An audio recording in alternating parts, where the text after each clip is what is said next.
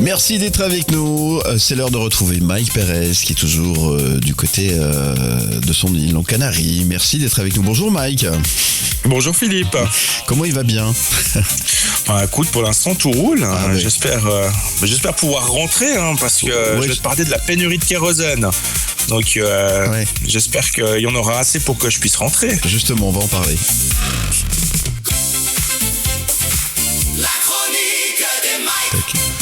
Ça y est, il a trouvé une combine pour rester sur son île aux Canaries. Non, ça va pas marcher, ça, malheureusement. Ça va pas marcher.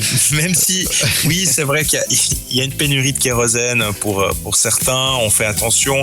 En même temps, toute l'actualité autour de ce blocage du détroit d'Ormuz, tu peux en parler aujourd'hui, puis demain, ça rechange. Donc, c'est un peu... Faut tout prendre un peu avec des pincettes. Mm-hmm. Mais le constat, il est que comme justement, c'est tellement instable, on fait attention, on prend un peu les devants. Et tu sais qu'il y a certaines compagnies aériennes qui ont déjà pris des mesures en annulant par exemple certaines liaisons qui ne sont pas indispensables. Et on pense notamment effectivement aux vacances d'été déjà, où on se dit moi j'ai prévu de partir cet été, est-ce que je vais pas être embêté? Donc en fait en Suisse en tout cas, comme on a des réserves obligatoires de kérosène, normalement, on a de quoi voir venir. Donc, on a un petit peu de marge. On a théoriquement 3 mois de réserve obligatoire. Donc, voilà, si vraiment on devait ne plus avoir une seule goutte de pétrole qui venait en Suisse, on aurait encore un petit peu de marge. Ceci dit, 3 mois, ça passe extrêmement vite. Donc, il faut anticiper un tout petit peu. Alors, je te disais qu'il y avait des compagnies qui avaient déjà annulé des vols, mais c'est surtout les longs courriers en fait qui sont dans le viseur, parce que les destinations européennes, et si je te parle des vacances d'été, celles auxquelles on se rend habituellement, que ce soit en Espagne, en Grèce, au Portugal, là normalement a priori il devrait pas y avoir de soucis.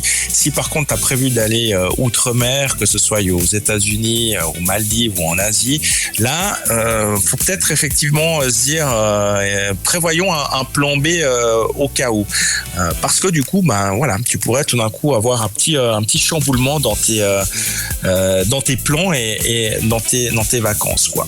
Donc le meilleur conseil qu'on puisse donner aux gens, c'est effectivement de bien se renseigner auprès de l'agence de voyage ou de la compagnie aérienne pour savoir quelle est la tendance. Est-ce que vous me garantissez ce vol ou bien est-ce qu'il y a un potentiel risque qui soit annulé? Donc avant de réserver, il faut faire ça. Et si tu as déjà réservé, là il faut attendre et puis faut prier, je dirais, pour espérer que tout se passe bien. Mais t'as pas tellement d'autres alternatives. Et tu peux pas annuler de manière préventive en te disant je veux pas prendre de risques, parce que finalement si tu annules, la compagnie elle va te dire finalement c'est à vos risques et périls. Nous pour l'instant on n'a pas dit qu'on annulait le vol, on n'a pas dit qu'il y aurait des problèmes.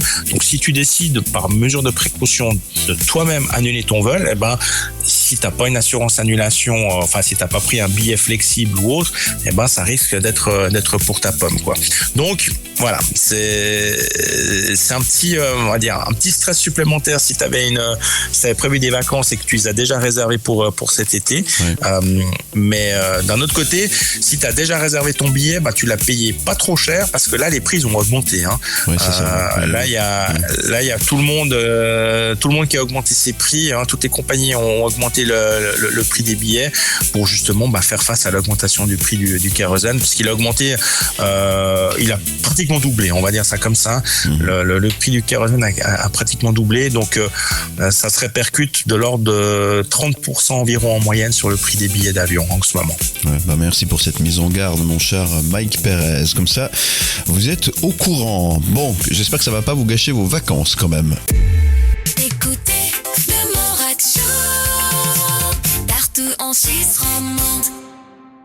Événements, concerts, expositions, festivals, bon camp, c'est quoi votre truc? bonne matinée, merci d'être avec nous. Et comme promis, on va parler bande dessinée, destination Lausanne, le festival BDfil qui célèbre ses 20 ans avec une édition anniversaire ambitieuse et engagée, portée par la dessinatrice française Myriam Mal, invitée d'honneur, événement qui met à l'honneur une BD contemporaine qui questionne les récits et les représentations, notamment à travers une approche féministe et sociale.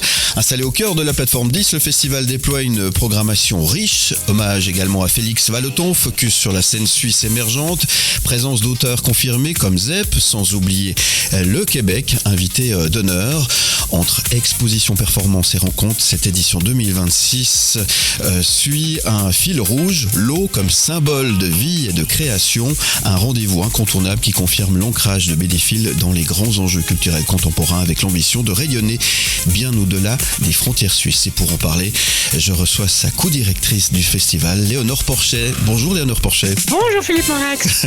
Merci d'être avec nous, ça me fait très plaisir de vous avoir ce matin avec nous. Vous êtes en plein dans le festival, ça a bien démarré, ça a démarré lundi, c'est jusqu'au 10 mai prochain, ça a bien démarré je crois. Ça a démarré hier avec les journées pédagogiques. Cette année, on a plus de 150 classes qui viennent visiter BDfil. On est très très heureuse d'ouvrir la bande dessinée aux écoliers et écolières romans. Je disais, BDfil fête ses 20 ans. Que révèle cette édition anniversaire sur l'évolution du festival ? Bon, c'est sûr qu'une 20e édition, c'est déjà en soi une source de satisfaction. On ait pu mener un tel événement dans 2 décennies. BDfil est devenu le plus grand festival de bande dessinée de Suisse. Oui. C'est aussi le point de rencontre de toute la scène de la bande dessinée en Suisse, c'est qu'il y a vraiment besoin de pouvoir se réunir et discuter, puisque c'est un domaine culturel qui est vraiment sous pression, qui produit des choses magnifiques qu'on est très heureuse de montrer au festival, mais qui est sous pression. Pourquoi avoir choisi Myriam Mal comme invitée d'honneur cette année ? Parce que Myriam Mal, elle représente vraiment cette bande dessinée qui est tellement capable de nous transmettre énormément d'émotions tout en nous faisant rire, tout en parlant à notre intimité et en racontant ou en explorant des grandes réalités sociales communes. C'est aussi une autrice qui s'engage beaucoup sur les questions d'amitié et d'engagement collectif et de manière générale, le festival, mais en fait, la vie, c'est une grande aventure collective. Le thème de l'eau traverse cette édition. Quel sens lui donner aujourd'hui, finalement ? Il y a la question d'abord de la ressource qui manque ou qui est mise en danger. C'est aussi pour ça qu'on travaille en collaboration avec le service de l'eau de la ville de Lausanne qui a un très fort engagement sur la solidarité et l'accès à l'eau, notamment en Mauritanie. Oui. Mais c'est aussi une question de rapport au corps et d'intimité. L'eau, c'est pour ça aussi que c'est intéressant de pouvoir en discuter quand on parle de représentation de l'eau en dessin, parce que on va aussi très rapidement parler de la représentation du corps, de la nudité. Et c'est pour ça, par exemple, qu'on travaille qu'on a donné un défi à 20 illustrateurs et illustratrices, qui sont 20 lauréats et lauréates du concours de bande dessinée de BDfil ces 20 dernières éditions, de réinterpréter le bain au soir d'été de Félix Vallotton. Et là, on parle vraiment de l'eau comme un lieu qui lave, un lieu qui lave les corps et les habits, un lieu de bain, mais aussi d'intimité. Alors ça se passe à plateforme 10. Comment le festival BDfil investit les lieux finalement pour toucher un public large, public qui aime la BD, ceux qui viennent aussi par curiosité ? Alors on a investi en fait tout le quartier de la gare avec nos expositions qui sont dans la Rasut, donc dans l'ancienne poste ou sur les quais les anciens quais postaux juste à côté du quai numéro 1 de la gare. Là, on a des expositions. Ensuite, à plateforme 10, on a notre librairie dédicace. On a aussi 3 expositions dans les arches de plateforme 10. Et puis, les musées nous accueillent pour nos rencontres. On a beaucoup de chance pour cette collaboration. Et puis, à Sougar, à la maison de quartier Sougar, on a ce premier week-end notre festival dans le festival qui est la micro-édition. C'est jusqu'au 10 mai, c'est immanquable. Si vous aimez l'univers du 9e art, c'est évidemment à Lausanne que ça se passe jusqu'au 10 mai. Toutes les infos sur bdfil.ch. Merci Léonore Porcher. Qu'est-ce qu'on peut vous souhaiter alors aujourd'hui?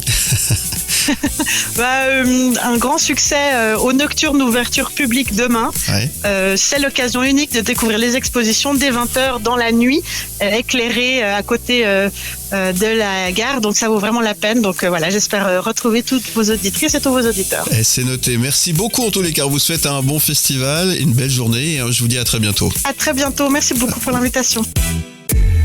Écoutez le Morad Show, partout en Suisse romande. Les sujets de Mike Pérez. On retrouve Mike Pérez par téléphone qui est avec nous. Mike Pérez qui s'est intéressé aux microbes dans votre univers ou dans votre appartement par exemple. C'est ça Mike? C'est exactement ça. Tu sais que dans l'imaginaire des gens, on pense toujours que les toilettes sont les endroits où il y a le plus de microbes, éventuellement la poubelle ou encore sous le canapé. Eh ben non, tu te trompes. C'est pas là qu'il y a le plus de microbes dans une maison. La chronique de Mike. Alors où se cachent ces fameux microbes, ces microbes qui se cachent et puis forcément, enfin on n'imagine pas forcément qu'ils sont là où on pense, hein, c'est ça? C'est exactement ça. Il se trouve que l'endroit où il y a le plus de microbes dans une maison, c'est à la cuisine et dans un objet bien particulier, La c'est poubelle. l'éponge. Ouais, l'éponge, c'est l'objet le plus densément colonisé par les bactéries. Eh oui, il y a une étude qui a été menée par un professeur qui est professeur de microbiologie et d'hygiène.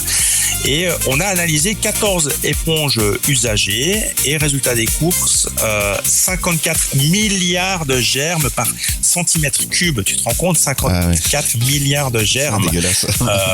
Non, c'est exactement ça. Donc en fait, c'est inimaginable quoi.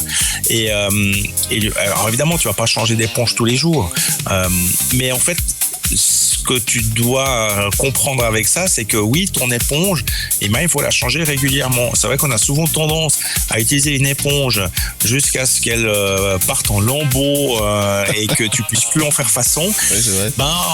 C'est une erreur. Il faudrait la changer quand même un tout petit peu plus régulièrement. Alors je dis pas encore pas tous les jours non plus, mais après un certain temps, tu te dis bon voilà, tu peux essayer de la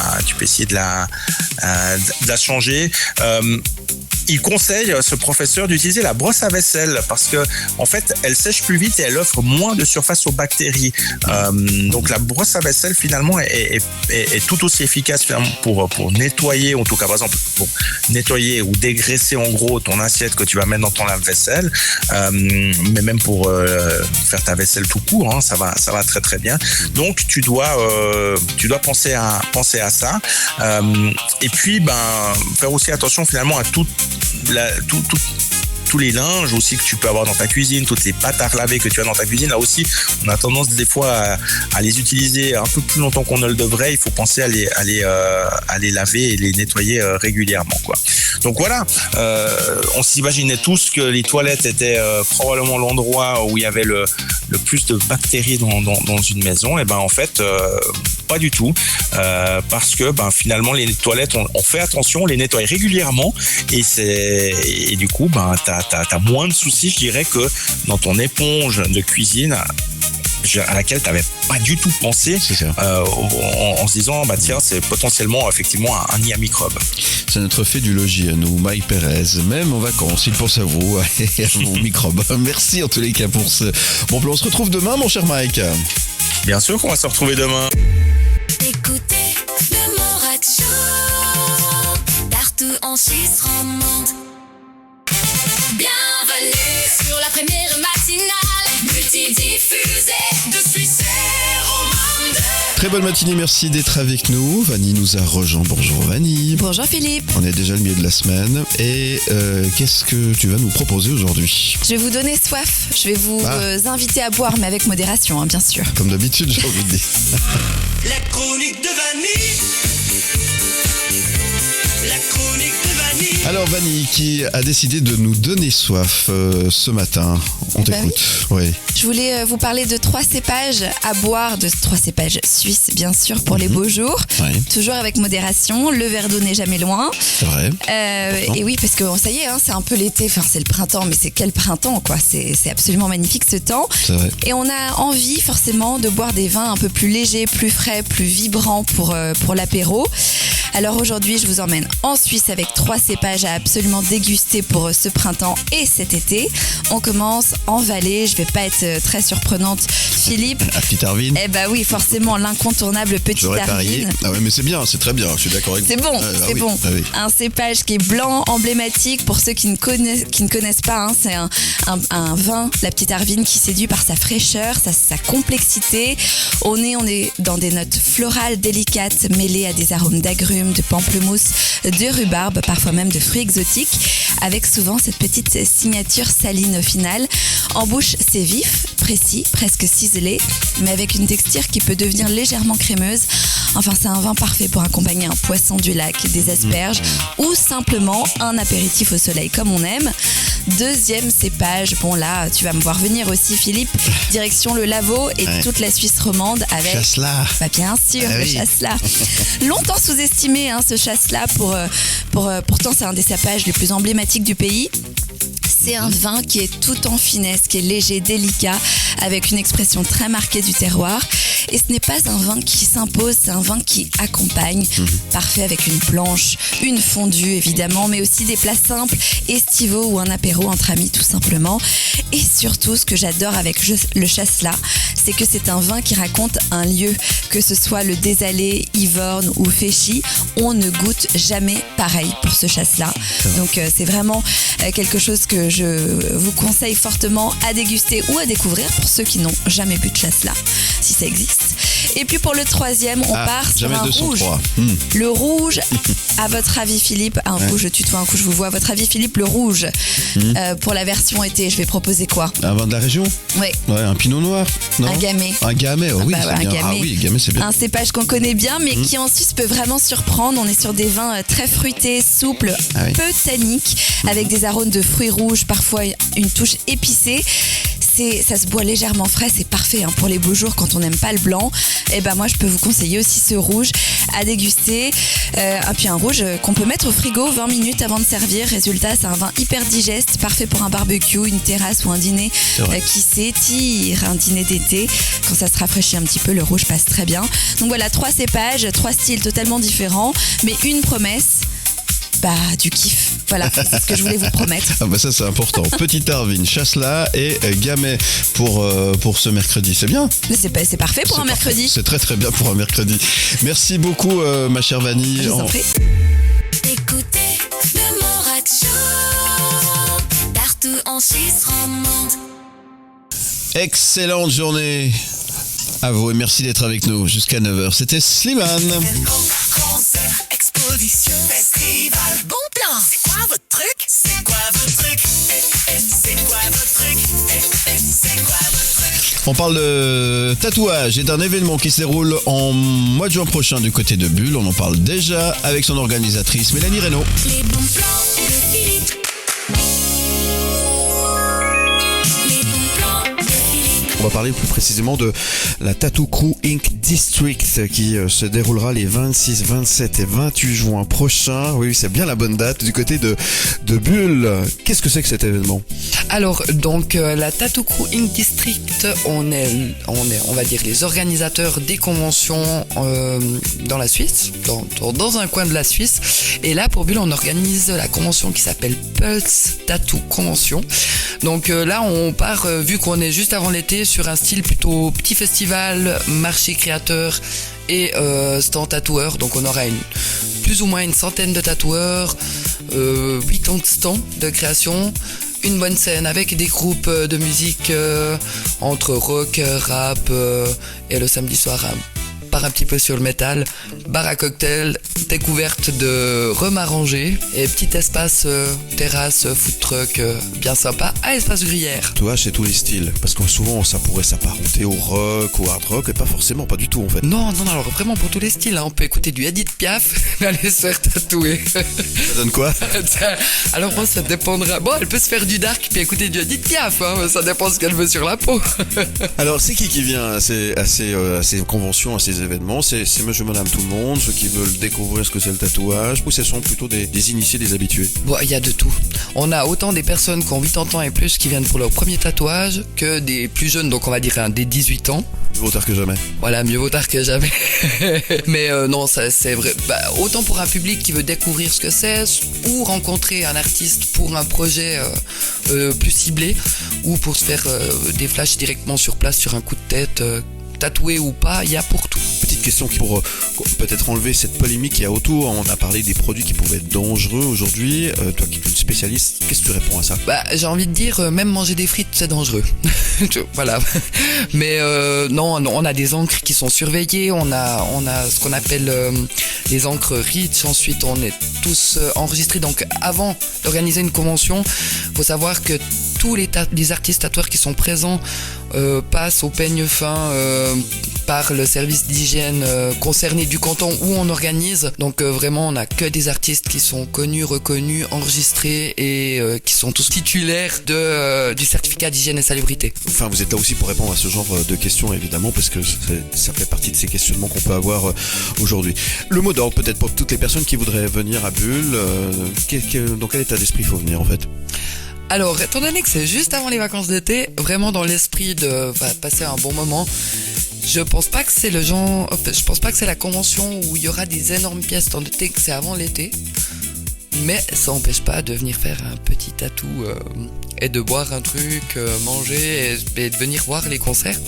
Mais oui, le tatou au programme, je pense que ça va bien marcher. Alors en fait, en vrai, c'est une fausse idée de pas se faire tatouer l'été. Oui, c'était ma question suivante. Là, c'est une fausse idée de pas se faire tatouer l'été parce que c'est important de savoir qu'un tatouage, plus il est à l'air libre, mieux il cicatrise. Plutôt que l'hiver, tout renfermé sous 36 couches d'habits. Même au soleil, ça veut pas de problème. Alors au soleil, il faut faire attention à pas l'exposer de plein, mais non, c'est une fausse idée. Pas le tatou l'été, c'est vraiment une fausse idée.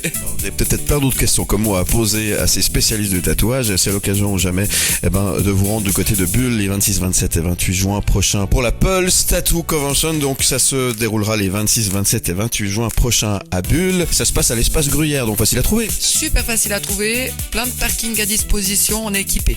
À partir de quel âge on peut venir? Alors, 16 ans sans accompagnement. Moins de 16 ans, c'est bien d'être avec un adulte. Voilà, c'est mieux. Bon, qu'est-ce qu'on peut te souhaiter? Plein de chance puis plein de succès. Merci. Merci beaucoup. Les bons plans de Philippe. Sabrina Carpenter. Les coups de cœur, gastronomie. Les coups de cœur, les coups de cœur. Découvrez Fribourg à table avec Knut Vander, notre spécialiste gastronomie, Monsieur Goemio. Bonjour Knut Vander. Bonjour. Partez à la découverte des plus belles tables des Suisses romandes. Je vais vous emmener aujourd'hui, non pas au centre de Fribourg, mais un petit peu à l'extérieur, dans une table dont j'ai peut-être déjà une fois ou l'autre parlé, même sur ces ondes, mais ça fait rien parce que c'est un restaurant fantastique, donc il faut pas se priver d'en parler, il faut surtout pas se priver d'y aller. Ouais. C'est à Bourguillon, qui est donc à quelques virages du centre de Fribourg. Il y a une route qui monte et qui arrive dans la localité de Bourguillon, au bord de la route, une maison absolument magnifique du XVIIIe siècle, avec au premier étage une salle de bal qui pourrait servir au tournage d'un film par Monsieur Visconti, et puis au rez-de-chaussée un restaurant hyper moderne avec des œuvres d'art, avec des tables qui sont mises avec énormément d'élégance, un accueil fantastique, et puis surtout en cuisine il y a un monsieur qui, je trouve, mérite tout le respect, c'est Monsieur Romain Paillereau. C'est un chef qui est encore jeune, c'est un solide barbu qui est extrêmement perfectionniste et développe la gastronomie de tout haut vol. Donc, les Trois Tours, qui en plus, puisque la saison s'y prête pour l'instant, il fait encore un petit peu frais, mais petit à petit, les températures vont monter. Et les Trois Tours, eh bien, ont un jardin qui est absolument magique. Il y a là une fontaine qui gloute, il y a des palmiers, il y a des grands arbres, et on mange sur le gravier. Donc, une grande adresse gastronomique où l'on peut manger dehors. Ça va pas de soi, il n'y en a pas beaucoup en fait. Et la cuisine de Romain Paillerault, eh bien, mérite, comme le personnage, tout le respect. En tout cas, si on est épicurien, qu'on aime bien manger et qu'on s'y connaît un tout petit peu, eh bien, on tombe sous le charme de la cuisine de Romain Paillerault. La cuisine de Romain Paillerault. J'ai pas bien retenu le nom du restaurant, vous dites, vous avez dit? Alors, ça s'appelle Bourguillon. Bourguillon, oui. C'est le restaurant Les Trois Tours. Les Trois Tours, très bien. Eh ben, c'est noté. Merci pour cet autre bon plan, mon cher Touchfunders. Semaine spéciale Fribourg, on vous retrouve demain pour continuer de découvrir cette belle région qui réserve quelques petites pépites gastronomiques. On en dira un peu plus dès demain.